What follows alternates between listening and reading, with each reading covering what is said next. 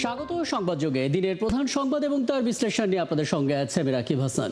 আমরা দেখতে পেলাম যে ভোট গ্রহণ থেকে শুরু করে ভোট গণনা পর্যন্ত মোটামুটিভাবে 48 ঘন্টার একটা দীর্ঘ জার্নি, তারপরে গিয়ে জাকসু নির্বাচনের ফলাফলটা পাওয়া গেল।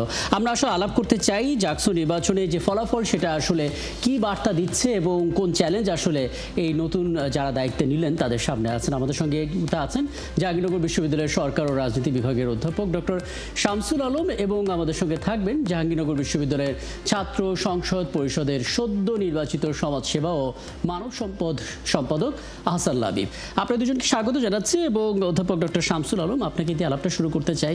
জাকসু নির্বাচন আপনি দেখেছেন, পর্যবেক্ষণও হয়তো আপনি করেছেন, সেটা একটু জানতে চাই। মানে এই নির্বাচনটি প্রত্যাশিত ছিল, 33 বছর পর যেহেতু নির্বাচনটা হচ্ছে, কিন্তু অনেক ধরনের প্রশ্ন আসলে জন্ম দিয়েছে। প্রথমত 5টা পর্যন্ত ভোট গ্রহণ হওয়ার কথা ছিল, কবি নজরুল হলে আমরা দেখলাম সন্ধ্যা 7টা পর্যন্ত ভোট গ্রহণ হয়েছে।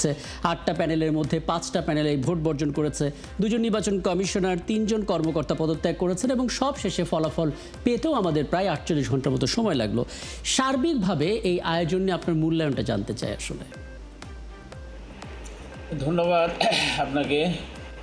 আমি আজকে দীর্ঘ 3 দিন পর জাকসু নির্বাচনের ফলাফল ঘোষণা করতে পেরেছে জাহাঙ্গীরনগর নির্বাচন কমিশন। সেজন্য আমি প্রথমে নির্বাচন কমিশনকে ধন্যবাদ ও অভিনন্দন জানাবো। এই কারণে বিভিন্ন অভিযোগে অনিয়মে সিক্ত 33 বছর পর অনুষ্ঠিত জাকসু নির্বাচন তারা সমাপ্ত করতে পেরেছেন। 5টি প্যানেল বিভিন্ন অভিযোগ তারা তুলে ধরেছিল, কিন্তু নির্বাচন কমিশন প্রধান নির্বাচন কমিশনার আজকে তিনি ঘোষণা করলেন যে যদি কোনো একটা অনিয়ম খুঁজে পাওয়া যায় তাহলে তিনি কি করবেন, চাকরি ছেড়ে দিবেন। তিনি এটা হুঙ্কারি দিলেন যে অনিয়ম, কিন্তু অনিয়ম তো অনেকগুলো হয়েছে, এটা যথেষ্ট প্রমাণও আছে, সেগুলোর প্রতি তিনি নজর দেননি। এ ধরনের হুঙ্কার কিন্তু তিনি যখন বিভাগের সভাপতি ছিলেন, যখন তার বিভাগের সেশন জজ ছিল, ছাত্রছাত্রীরা তাকে ঘেরাও করেছিল, সে সময় তিনি তাদের কাছে বলেছিলেন তিনি কয়েকদিনের মধ্যেই সেশন জজ দূর করার উদ্যোগ নেবেন, কিন্তু তা করতে পারেন নাই। তিনি তখন বলেছিলেন তিনি চাকরি ছেড়ে দিয়ে তিনি রিক্সা চালাবেন। কাজেই এগুলো শুধু তার বাহানা, তিনি আসলে প্রকৃত চিত্র থেকে আমাদের ডিস্ট্রিক্টে ফেরানোর জন্য এ ধরনের কথা বলেছেন, কিন্তু প্রকৃত তথ্য বা অনিয়মগুলো তিনি খুঁজে দেখতে পারেননি। তিনি অর্থাৎ ছাত্রদের বিষয়গুলো তিনি যথাযথ মূল্যায়ন করেননি। নির্বাচনের ফলাফলের চিত্রটা যদি আজকে আমরা দেখি, যখন ফলাফলটা প্রকাশ করা হচ্ছে, তা আমরা কি দেখলাম চিত্রটা? বিভিন্ন হলে দেখা গেল প্রার্থী নাই, বিনা প্রতিদ্বন্দ্বিতা নির্বাচিতের সংখ্যাই বেশি হলগুলোতে।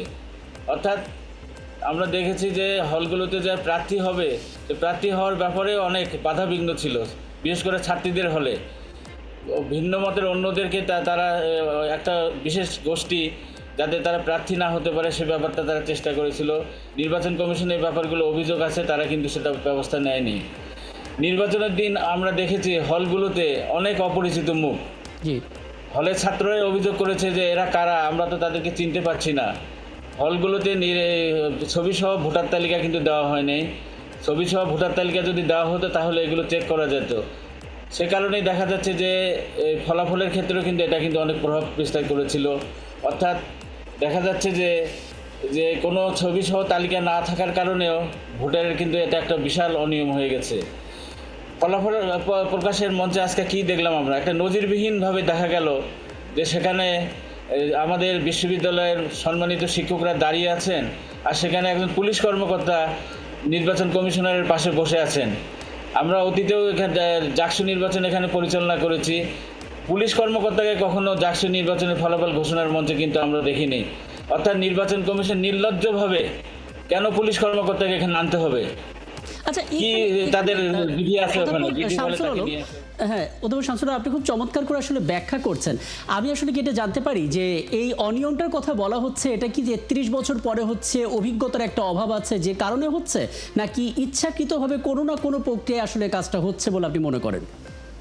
না, এটাকে আমি এইভাবে মূল্যায়ন করব, অভিজ্ঞতার বিষয় না, এটা আসলে ইগনোর করা হয়েছে অনেক বিষয়গুলো। আগে থেকে কোনো প্ল্যান ছিল না, দ্রুততার সঙ্গে কাজ করতে গেছে। আমরা যেহেতু গতকালও আমি বলেছিলাম যে আমরা অনেকেই সিনিয়র শিক্ষকরা তাদেরকে পরামর্শ দিয়েছিলাম যে নির্বাচনের ফলাফলগুলো বিশেষ করে হলগুলোতেই গণনা করতে যদি করা যায় তাহলে খুব দ্রুততার সঙ্গে কাজগুলো করা সম্ভব। এগুলো শুধু বাহানা, তারা কিন্তু কোনো প্ল্যান ছিল না। তারপর ম্যানুয়ালি যখন ঘোষণা করা হলো তার আগ থেকেই তো সেজন্য সেট আপ রেডি রাখতে হবে, সেটা তারা করতে ব্যর্থ হয়েছে পুরোপুরি, যার ফলশ্রুতিতে আমাদের একজন প্রতিশ্রুতিশীল শিক্ষিকাকে আমরা হারাতে হয়েছে। জি। আমাদের এই কারণে, অর্থাৎ তাদের অদক্ষতার কারণে এই কাজটা হয়েছে, এটা আমি মনে করি এটা। আর আমরা দেখি যে আমাদের সদস্য সচিব বললেন যে অনিয়মের বিষয়গুলো এসেছিল, তারা মৌখিকভাবে ব্যবস্থা করেছেন। আদৌ কি মৌখিকভাবে তারা এটা করতে পেরেছেন? কাউকে কি জানাইছেন তারা? এ ধরনের কোনো প্রমাণ তিনি দেখাতে পারবেন না। অনেক আসলে আপনি যেভাবে বলছেন এরকম অনেক প্রশ্ন তো আসছে। আমি যদি মোটা দাগে এভাবে জানতে চাই বিষয়টা, যে জাকসু নির্বাচনে যেটা হলো সেখানে আসলে শিক্ষার্থীদের মতামতের প্রতিফলনটা কি ঘটলো ঠিকঠাকভাবে? শিক্ষকদের বিষয়টা হচ্ছে যে জাকসু নির্বাচনে যে নির্বাচন কমিশন থেকে যে ধরনের শিক্ষকদের সঙ্গে যোগাযোগ করে তাদেরকেও নির্বাচনের কর্মকাণ্ডে যদি সক্রিয় করা যেত, হয়তোবা তারাও বিভিন্নভাবে পরামর্শ দিত। সে কিন্তু সার্বিকভাবে ক্যাম্পাসবাসীকে বা ক্যাম্পাসের স্টেক হোল্ডারকে নির্বাচন কমিশন যুক্ত করতে পারেনি। বিশেষ করে তারাই নিজেদের হাতেই পুরো নিয়ন্ত্রণটা রেখেছিল, যাতে একচেটিয়াভাবে একটা বিশেষ মতাদর্শের দলকে তারা এগিয়ে নিতে পারে। এটাই আমার কাছে, আমার দৃষ্টিতে মনে হয়েছে। নির্বাচনের আগের দিন পরের দিন লক্ষ্য করা গেছে একটি বিশেষ প্যানেলের জন্য বেশ কিছু শিক্ষকও কিন্তু বিশেষ ভূমিকা পালন করতে আমরা দেখেছি। অর্থাৎ প্রকাশ্যেই তারা, অর্থাৎ এখানেও লেভেল প্লেইং ফিল্ডটা একটা বিশেষ দলের বিপক্ষেও চলে গেছে। একটা দল ফেভার পেয়েছে আর একটা দল প্যানেল কিন্তু ফেভার পায়নি, বা 5টি প্যানেল কিন্তু এর ক্ষেত্রে ফেভার পায়নি। সে কারণে সার্বিকভাবে আমি বলবো জাকসু নির্বাচনকে তামাশায় পরিণত করার জন্য, বিশেষ করে সারা দেশে আমরা কি দেখি, সাধারণ জনগণ কি বলছে, কি ধরনের আমরা যে নির্বাচন করলাম, দেখা গেল যে সেখানে এক ধরনের হাস্যরসাত্মক পরিবেশ সৃষ্টি করা হয়েছে। সার্বিকভাবে নির্বাচন কমিশন অস্বচ্ছতা, অদক্ষতায় এ কারণে দায়ী বলে আমি মনে করি। আর একটা বিশেষ সংগঠনের নেতাকর্মীরা আজকে যেভাবে একটা জনপ্রিয় রাজনৈতিক দলের প্রধান নেতাকে বিরুদ্ধে যে ধরনের স্লোগান দিয়েছে, তা সার্বিকভাবে ক্যাম্পাসের পরিস্থিতিতে অন্য খাতে প্রবাহিত করার একটা সুপরিকল্পিত চক্রান্ত বলে আমি মনে করি। বললেন অধ্যাপক ডক্টর শামসুল আলম, আমরা দেখতে পাচ্ছি এই পয়েন্টগুলোর কথা অনেকেই বলছে এবং সেগুলো আপনি খুব চমৎকারভাবে তুলে ধরলেন। একটা বিষয় একটু বলবেন, মানে আমরা দেখতে পাচ্ছি যে এই প্যানেলটা আসলে জিতলো, অর্থাৎ দায়িত্ব যারা নিচ্ছে জাকসুতে, সেখানে একটা ছোটোখাটো বৈচিত্র্য আমরা দেখতে পাচ্ছি। যেমন ভিপি পদে যিনি লড়ছেন তিনি কিন্তু স্বতন্ত্র প্যানেল থেকে এসেছিলেন। আমরা দেখতে পাচ্ছি যারা জিএস পদে জিতলেন তিনি শিবিরের প্যানেল থেকে এসেছেন। আবার দেখতে পাচ্ছি যিনি আজকে মানব সম্পদ বিভাগের দায়িত্ব নিচ্ছেন তিনি আসলে বাকচাষ নেতা। মানে নির্দিষ্ট কোনো দলকে সহায়তা দিলে এরকম 2-3টি প্যানেল থেকে আসলে বিজয়ী হওয়াটা আসলে কতটুকু সম্ভাবনাময় ছিল? সবচেয়ে বড় কথা হচ্ছে যে বিএনপির যে ছাত্রদল, সেই ছাত্রদলের প্যানেল যদি ভোটটা না বর্জন করতো, তারা কি আরও কিছু ভোট পেত বা আরও একটু ভালো দায়িত্বের জায়গায় পৌঁছাতে পারতো? ছাত্র দলের তারা যে বর্জন করেছে, তারা তো অনিয়মগুলোর কথা তুলে ধরে আগে থেকেই বলছিল তারা, কিন্তু সেগুলোর তো প্রতিকার করা হয়নি। সেজন্য হয়তোবা তাদের দলীয় সিদ্ধান্তে তারা বর্জন করেছে, বা অন্য 5টি সংগঠনও এই কাজ করেছে প্যানেল। কিন্তু সার্বিকভাবে আপনি কি দেখেন, ওখানে বৈচিত্র্যের কথা আপনি বললেন, ওখানে তো কোনো যারা 5ই জুলাই আগস্টের আন্দোলনে অত্যন্ত সক্রিয় ছিল, তাদের ফলাফলটা কি এখানে হয়েছে? তারা কিন্তু এখানে সবাই নির্বাচিত হয়ে আসতে পারেনি। যাদেরকে কোনোদিন আমরা আন্দোলনে দেখিনি, সংগ্রামে দেখিনি, অনেকে এখন দেখা যাচ্ছে তারা নির্বাচিত হয়ে আসছে যাদের এই ফলাফলে। সার্বিক ক্ষেত্রে কি দেখা যাচ্ছে, এখানে বৈচিত্র্য এখানে কিছুই ঘটেনি। এ ধরনের ফলাফলই অনেকেই আশা করতেছিল যে দ্বিতীয় ভিপি হবে, মাঝার হচ্ছে জিএস হবে। এটা আমরা কিন্তু নির্বাচনের আগ থেকেই বলা হচ্ছিল। অর্থাৎ অন্য কিছু ইঙ্গিতের কথা বলা হচ্ছে, এখানে নানান ধরনের ইকুয়েশনের কথা এখানে চলে আসছে। সে কারণে দেখছি যে শিবিরের ভিপি প্রার্থী এত কম ভোট পেল কেন, আর শিবিরের জিএস প্রার্থী এত ভোট কোথায়, মানে তিনি অনেক বেশি ভোট পেয়ে গেলেন। তাহলে এখানে একটা বিশাল একটা ফাঁক হয়ে যাচ্ছে না? এখানে কোন ধরনের বৈচিত্র্য হয়েছে, কোন ধরনের খেলাখেলি হয়েছে, এই বিষয়গুলো কিন্তু চলে আসে এখানে সাধারণত। একদম, মানে এটা তো একটা বড় প্রশ্ন হতে পারে যে 8টা প্যানেলের মধ্যে যদি 5টা প্যানেলই ভোট বর্জন করে তখন আসলে কারণটা তো খুব গুরুতর বা সিরিয়াসলি দেখা উচিত ছিল, সেটা আসলে কেন দেখা হলো না বলে মনে করেন? ওই যে আমরা তো আগে থেকে এটা অনুমান করছিলাম, একটা বিশেষ মহলকে খুশি করার জন্যই নির্বাচন কমিশনে এক কাট্টা ছিল। সে কারণে আজকে আমরা দেখলাম এগুলোর অনিয়মটা দূর না করতে পেরে আরেকজন নির্বাচন কমিশনার কিন্তু পদত্যাগ করেছেন তিনি, অর্থাৎ তিনি এটার আর পার্ট হতে চাচ্ছেন না। এর আগে মাহফুজ সাত্তার টিটু কিন্তু রিজাইন করেছেন তিনি, আরও 2-3 শিক্ষক তার নির্বাচনী দায়িত্ব থেকে। অর্থাৎ শিক্ষকদের তো একটা বিবেকবোধ আছে, তারা এই অনিয়মগুলো যদি তুলে ধরার পরও যদি প্রতিকার না পায়, এর বেশি তো তারা এগিয়ে যেতে পারে না। সেক্ষেত্রে নির্বাচন কমিশন যে কাজগুলো করেছে এটা সারা দেশে এক ধরনের যে লেভেল প্লেইং ফিল্ডের পরিপন্থী কাজ তারা করেছে। অর্থাৎ তারা একটা বিশেষ পক্ষকে খুশি করার জন্য এই কাজটা করেছে বলে আমি মনে করি। একদম একদম বুঝলাম। এক্ষেত্রে একটু বলবেন, মানে অনিয়ম হোক, অব্যবস্থাপন হোক, যেটাই হোক, নির্বাচন হয়েছে, ফলাফল এসেছে এবং যারা আসলে জিতেছেন তারা দায়িত্ব বুঝে নেবেন। আপনার মতে আসলে কি ধরনের পর্যবেক্ষণ করছেন যে নতুন যারা দায়িত্ব নেবেন তারা আসলে এই জাহাঙ্গীরনগর কেন্দ্রীয় শিক্ষার্থী সংসদ জাকসুটাকে কোথায় নিয়ে যেতে পারেন? অর্থাৎ কি কি বিষয়গুলো তাদের কাছ থেকে আপনি অন্তত প্রত্যাশা করেন বা সম্ভাবনা দেখেন আসলে?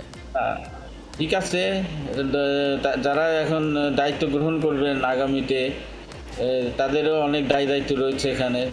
ক্যাম্পাসের পরিবেশ যাতে সুস্থ থাকে, যাতে বিশেষ কোনো দলের বিপক্ষে যাতে স্লোগান না উঠে তাদের নেতাদের বিরুদ্ধে, এগুলো এই ধরনের বিষয়গুলো যদি ঘটে, ক্যাম্পাসে যে সুস্থ রাজনৈতিক সংস্কৃতি আছে যে এখন পর্যন্ত বিদ্যমান, সেটা কিন্তু মাঝপথে বাধা পড়বে। অর্থাৎ এক ধরনের সংঘাতের দিকে কিন্তু আমরা চলে যেতে পারি। এটা যাতে না হয়, নতুন নেতৃত্বের কাছে তো আমাদের এটাই প্রত্যাশা থাকবে, সবাইকে নিয়ে যাতে তারা কাজ করতে পারে সেই বিষয়টার দিকে তারা নজর দেবে বলে আমি আশা করি। আচ্ছা, আমি নিশ্চয় আপনার সঙ্গে আরও কথা বলবো। আমি এই ফাঁকে আমার সহকর্মী রায়ান বিন আমিনকে যুক্ত করে ফেলেছি। রায়ান বিন আমিন, 48 ঘন্টা তো আমরা বলছি, আপনি 48 ঘন্টারও বেশি সময় ধরে আসলে এই জাকসু নির্বাচন ফলো করছেন এবং এই জাকসু নির্বাচনে একেবারে শুরু থেকে গণসংযোগ থেকে শুরু করে ভোট গ্রহণ এবং নানা নাটকীয়তার পর যে ফলাফল আসা সব কিছু আপনি ফলো করেছেন। প্রার্থী যারা জিতেছেন তাদের সঙ্গে কথা বলেছেন, যারা ভোট বর্জন করেছে তাদের সঙ্গেও আপনার কথা হয়েছে। কয়েকটা বিষয় একটু স্পষ্ট করবেন। প্রথমত, নানা রকমের প্রশ্ন আসছে যে কবি নজরুল হলে 5টার পরও আরও 2 ঘন্টা বাড়তি সময় ভোট নেওয়া হয়েছে, হয়তো যৌক্তিক কারণেই সেটা হয়েছে। পরবর্তীতে আমরা দেখতে পেলাম যে 2 জন নির্বাচন কমিশনার এবং 3 জন কর্মকর্তা পদত্যাগ করলেন। 5টা প্যানেলের মধ্যে 3টা প্যানেল নির্বাচনে ছিলেন, 4 জনই আসলে ভোট বর্জন করেছেন। 8টা প্যানেলের ভিতরে 5টা প্যানেলই ভোট বর্জন করেছেন। নানা প্রশ্ন এবং 48 ঘন্টা দেরি করে ফল দেয়া, এই সার্বিক বিষয় নিয়ে আসলে কী ধরনের বক্তব্য আপনি বিভিন্ন মহলে পেয়েছেন এবং যারা আসলে জিতেছেন প্রার্থী হিসেবে তারা কি বলছেন? রাকিব, কবি নজরুল হলে যে দেরিতে ভোট গ্রহণ, সেটা কিন্তু আমরা 7টার লাইভ, ওই দিনের 7টার লাইভ আমি নিজে কভার করেছি, সেখান থেকে লাইভ করেছি। এর আগে 6টার সময়, সন্ধ্যা 6টার সময় লাইভ করেছিলাম তাজউদ্দিন আহমেদ হল থেকে। ওই হলেও কিন্তু ঠিক একই রকম, যে দীর্ঘ লাইন ছিল হলগুলোতে শিক্ষার্থীদের। এর বড় একটা কারণ ছিল তাজউদ্দিন আহমেদ হলে প্রায় ঘন্টাখানেকের মতো ভোট গ্রহণ বন্ধ ছিল। একটা সকালে কারণ ছিল যে চতুর্থ বর্ষের যারা শিক্ষার্থী ছিলেন, অর্থাৎ অনার্স ফাইনাল ইয়ারের, তাদের ছবি ছিল না যে ভোটার লিস্ট সেখানে। এই নিয়ে শিক্ষার্থীরা বিক্ষোভ দেখান বা তারা একটা প্রতিক্রিয়া জানান। পাশাপাশি ওই হলে হাতে যে মার্কারের যে কালি, সেই কালিটা লাগানো হচ্ছিল না, এটা নিয়ে শিক্ষার্থীরা প্রতিক্রিয়া দেখান। পরবর্তীতে নির্বাচন কমিশনার সহ ওই হলের যারা প্রভোস্ট তারা সেখানে উপস্থিত হয় এবং তাদের সাথে কথা বলে আবার ভোট গ্রহণ চালু করেন। এর কিছুক্ষণ পর আবার যারা ছাত্রদলের ভিপি এবং এজিএস পদপ্রার্থী, এই 2 জন সহ আরো কয়েকজন নেতাকর্মী সেখানে যান ওই হলে এবং নির্বাচনের যে বুথ সেখানে, অর্থাৎ নির্বাচন যেখানে অনুষ্ঠিত হচ্ছিল ভোট গ্রহণ, সেখানে প্রবেশ করার তারা চেষ্টা করেন। এটা নিয়ে শিক্ষার্থীরা বিক্ষুব্ধ হয়ে ওঠেন এবং সেখানেও বেশ প্রায় 20 মিনিট থেকে আধা ঘন্টার মতো ভোট গ্রহণ বন্ধ থাকে। তো এই সময়টার কারণে আর ওই হলে প্রায় 800-850 মতো শিক্ষার্থী আছে, যেটা অন্যান্য হলের তুলনায় কিন্তু অনেক বেশি, কিন্তু সে তুলনায় কিন্তু বুথ সংখ্যা ওই রকম ভাবে বাড়ানো হয়নি। যে যদি আমি বলি কামালউদ্দিন হল বা বঙ্গবন্ধু হল, এইসব হলে শিক্ষার্থীর সংখ্যা কম, 350 থেকে 400 বা 450 আচ্ছা, আমার এরকম। যেহেতু সময়টা আর ওই হলে শেষ, কিন্তু- একেবারে লাস্টের দিকে একটু বলবেন আসলে প্রার্থী যারা জিতেছেন ভিপি, জিএস, এজিএস, তারা কি কি প্রতিশ্রুতি দিলেন, কোন দায়িত্বটা আসলে পালন করবেন দায়িত্ব নিয়ে আসলে? আচ্ছা, বিপিজিএস যারা জিতেছেন তাদের প্রথম মানে তারা সেটা সবাই একসাথে বলছেন যে বিশ্ববিদ্যালয়ের সার্বিক উন্নয়নে তারা কাজ করবেন, বিশেষ করে শিক্ষা ক্ষেত্রে তারা গুরুত্ব দিবেন, যেটা হচ্ছে বিশেষ করে শিক্ষক যারা আছেন তাদের নিয়োগ প্রক্রিয়া, পাশাপাশি ক্লাসের যে সময়সূচি থেকে শুরু করে নিয়মিত সেশন জট যেগুলো আছে এগুলো তারা দূর করার প্রতিশ্রুতি দিয়েছেন শুরুতে।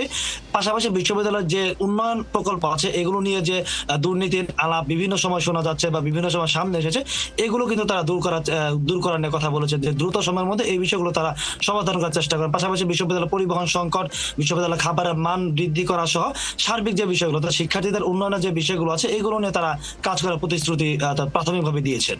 রাকিব, অনেক ধন্যবাদ রায়ান বিন আমিন, অনেকগুলো বিষয় আসলে আপডেট করলেন। নিশ্চয়ই আপনার কাছ থেকে যে প্রতিবেদন পাবো সেখানে তো আরও বিস্তারিত আমরা জানতে পারবো। এবং অনেক ধন্যবাদ অধ্যাপক ডক্টর শামসুল আলম, স্পষ্ট করে আসলে পুরো নির্বাচনটি নিয়ে আপনার মূল্যায়নটা আপনি আমাদেরকে জানিয়েছেন। অনেক ধন্যবাদ।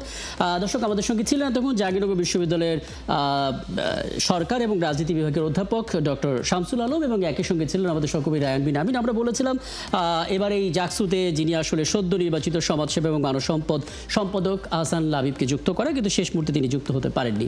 যাই হোক, এই ছিল আজকের সংবাদ যোগে। আগামীকাল ঠিক রাত 10টায় আবারও দেখা হবে নতুন কোনো বিষয় এবং তার বিশ্লেষণ নিয়ে। থাকুন একাত্তরের সাথে।